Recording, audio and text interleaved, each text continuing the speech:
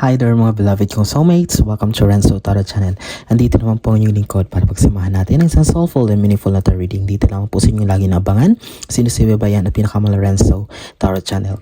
Mega shoutout po sa lahat ng mga soulmates natin sa buong Pilipinas na laging nakaabang, lalong-lalo na sa ating mga masisipag na overseas Filipino workers sa buong mundo or OFWs na laging nabibigay ng nakakataba sa puso na komento sa ating videos. Maraming salamat po. Kapag bago po kayo sa ating channel ay mag-like po, mag-comment po kayo kapag naka-resonate po kayo. Of course, huwag niyo pong kalimutan na i-click ang notification bell para lagi po kayong updated.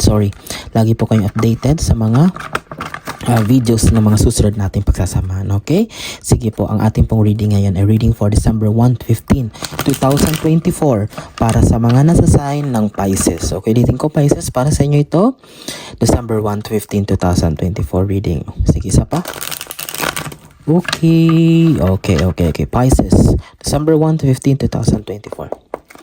Spirit Universe, Spirit Guides, Angels, bigyan niyo po kami ng 10 baraha para sa aming reading for December 1 to 15, 2024 para sa aming mga pinakamamahal na nasa sign ng Pisces. Kapag bago po kayo sa ating channel, ang inyong lingkod po ay kumukuha ng 10 baraha na siyang ini-interpret natin ng mensahe base sa energy na binibigay ng universe, okay?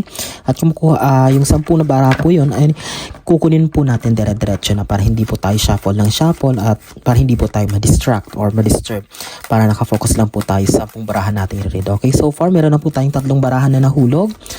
7 na lang po ating kukunin, okay? Ayun, 4. Spirit Universe, Spirit Guys. May nabasa pa akong comment dun sa video ko po, parang bago po siya dito sa ating channel, parang nagtanong po siya na hindi raw po ako marunong magbalasa, ba't ganito daw po yung pagkuha ko ng card. Pero siguro po kung simula last year nandito na po kayo sa ating channel at avid follower nyo po kayo dito, ay alam nyo po na ganito po talaga ako balasa po, okay? Kaya pasensya na po kung ganito po, pero mas gusto ko po ang ganito dito po, komportable, kasi inaantay po natin yung pumipiglas o yung parang tumatalon po na baraha, okay? Hindi po ako yung parang bumubunot lang, kaya ganito po inaantay ko po talaga. Sige, 5. Spirit Universe, Spirit Guides, last 5 cards please. Angels, bigyan niyo po kami ng 5 baraha for Pisces. Okay, ito po tumatalon-talon. Spirit, 4 na lang po. Spirit Universe, Spirit Guides, ito 3 na lang. Spirit Universe, Spirit Guides, Angels, kunin ko lahat, no? Okay, 2. Okay, 2 na lang po. Ayusin ko last 2 cards for Pisces. Pisces, sabihin nyo nga, parang lumalakas yung intuition nyo ngayon, no? Parang yung mga panaginip yung mga nakaraang araw, na lagi ka na nanaginip ng mga malinaw, parang laging yung malinaw yung mga panaginip nyo, no? Pisces, sige, confirm nyo nga kung totoo. Lagi ba ka na nanaginip tapos naaalala nyo pagising nyo, parang may mga something weird, mga kakaiba na mga napapanaginipan? Mataas ang vibration nyo ngayon, Pisces, eh. Sige, yun, kompleto na 10 baraha. Pisces, ilagay natin sa gilid. Okay, eto na po. Ready na yung 10 cards, ilatag natin para sa inyo, Pisces. Hindi po ako magsasawang magpasalamat po sa inyo. Kapagkat kung wala po kayo ay wala pong success nating channel. Simulat sa pool na ginawa natin ang channel ay dyan po kayo. Hanggang ngayon po, hindi nyo iniwan yung iba pong returning viewers. Bumalik po. Maraming salamat sa inyo. Utang na loob ko po sa inyo ang success ng ating channel.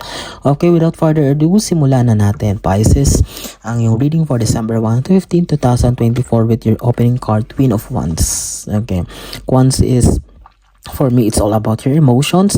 So Pisces, di ba sinabi ko nga, parang ngayon, parang level up, parang heightened, parang medyo mataas ang vibration nyo ngayon, parang malakas ang mga kutob nyo ngayon. Lagi kayo nakakakita ng mga patterns, mga numbers, mga signs, symbols, yung mga panaginip nyo ay parang malinaw. Sabi ko, di ba, it's all about, kasi nasa papunta na kayo ng spiritual maturity, or parang alam mo yun, parang papunta kayo sa, you are a normal person, pero parang kayo yung tipo ng tao na parang na-activate ngayon yung may mga nararamdaman kayo, malakas yung kutob nyo, na parang nababasa yung personality ng mga tao, parang ganon. Okay, but maturity of emotions, hindi na tulad ng dati na parang unstable ang emotion, biglang malungkot, biglang masaya, but now parang unti-unti mo nang naiintindihan o na-embrace yung vibration ng universe na yung nararamdaman. Sige, pangalawa, Pisces.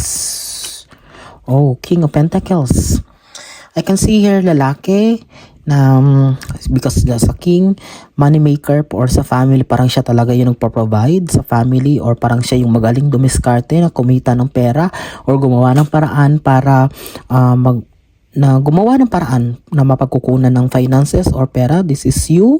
I can see here also a kind of Pisces na matalino. Very creative na klaseng Pisces na talagang kapag may problema, nasusolusyonan, siya yung unang humaharap, gumagawa ng paraan. At the same time, kung sa pera ang may problema, ay nakakagawa siya ng paraan to solve the problem. Okay?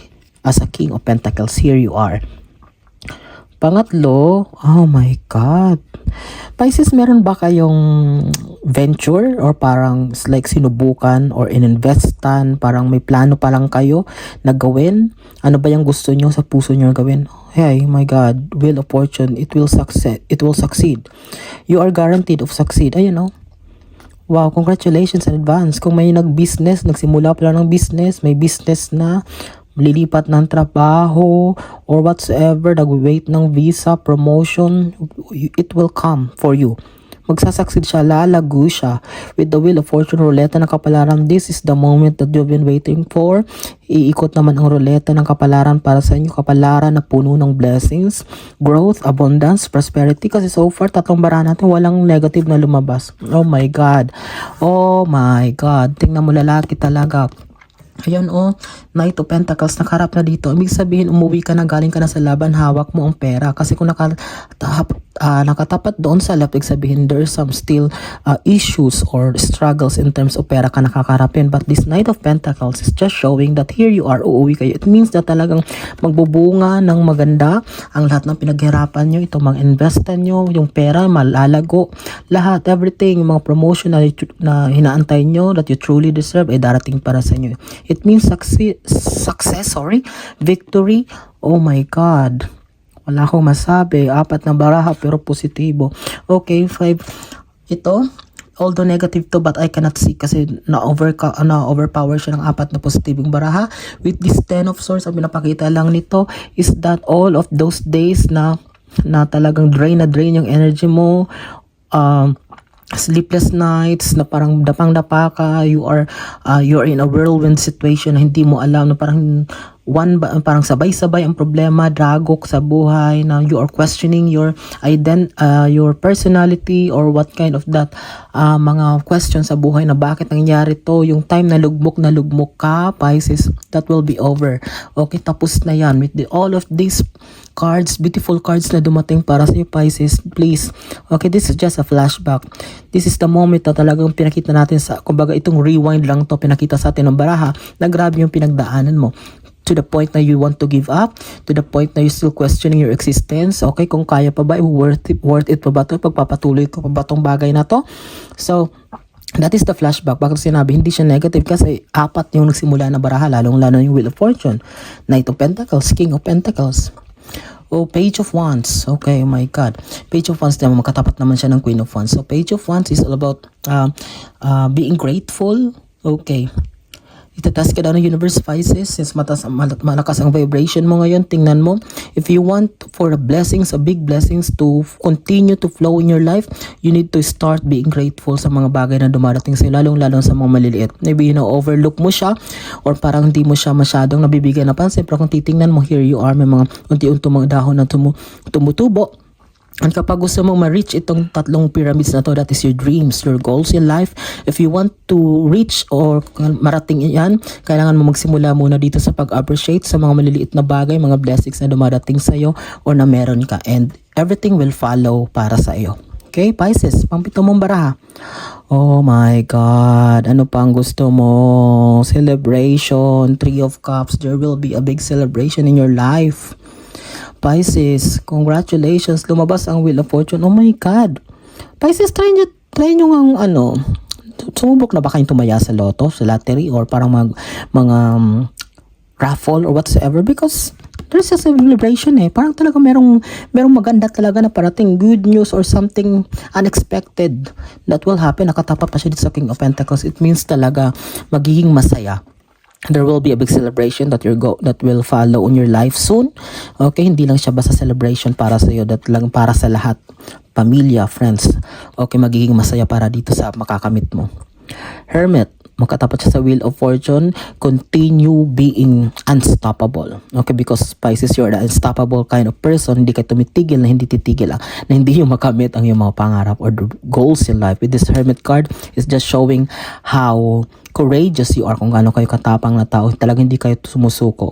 Papagsakin mo ka ng problema, you just wipe the dirt on your pants at tatayo na kayo. Pupunasan nyo lang yung mga dumi at go na naman. Okay? Subok na naman. Okay, that's the kind of mindset that you need or na kailangan ng mundo. Okay? Yung hindi puro takot, puro doubts. Okay? Kailangan unstoppable tayo or kailangan talagang yung mindset natin ay talagang dapat laging go lang ng go, because if you believe that you are being guided by the universe, everything will succeed for you. Okay? 9 card mo is the Three of Swords. Okay, maybe I cannot see this as a problem, but ito parang konting kaba lang. Bakit ko konti lang sinabi ko? Kasi overpowered din siya, napakaraming positibong bara. But Pisces, parang medyo nakaka-receive ka lang, o parang nakakaramdam ka lang ng konting kaba or konting doubts lang if maybe you're questioning if your venture na pinasukan ay magsasucceed, or kung ano ba to, darating pa ba to, mag-grow ba siya, or everything na pinasukan mo, or mag-grow ka ba dito, okay ba ditong bagong trabaho ko na pinasukan, nilipatan ko. But we will answer you with the Wheel of Fortune card, with the Three of Cups celebration card, King of Pentacles, Knight of Pentacles. Yes, tanggalin mo na yung mga doubts sa puso mo, mga konting kaba-kaba na yan, because everything will succeed for you. Oh my God. Tatapusin natin ang 10th and last card mo, December 1 to 15, 2024 reading, Pisces, with the World card. Sinasabi ko sa inyo there is a new beginning. There's a new world that is waiting for you out there. Okay, you just need to be patient. You just need to be courageous, matapang. You just need to calm. Okay, kalmado lang. You just need to release negativity, toxicities in life. Just focus on your goal. Be clear about your plans. Okay, the World card is waiting for you, Pisces. Panibagong mundo, puno ng kaligayahan, kapayapaan, and of course, kasaganahan. Peace, prosperity, and abundance for you. Okay, Pisces, napakaganda. Wala akong masabi sa reading na to, sapagkat napakaganda. To those who are asking pala, if you want personal reading, yes, nag-offer na po ako ng personal reading. Just sa dulo po ng video, i-attach ko po ang Facebook account ng Renzo Tarot, and you message po directly doon. Mababasa ko naman po, at doon natin po pag-usapan yung details po kung paano ka makakapag-book ng personal readings po. And yun po, maraming salamat po sa overwhelming na support, tiwala at lagi pag-abang sa mga videos na ina-upload ng inyong lingkod. Maraming salamat. I'm praying na maraming nasa sign ng Pisces sa makapanood nito. Ulitin ko po, if you're first time po sa ating channel at nagustuhan nyo po, mag-comment po kayo. Don't forget to like, at of course, subscribe and click na notification bell para lagi kayo updated sa mga susunod nating videos. Maraming salamat. Hindi ako magsasawang pasalamat sa inyo. Mag-ingat kayo, pinakamahal kong soulmate, saan man kayo naroon, ano man ang ginagawa nyo. God bless us all.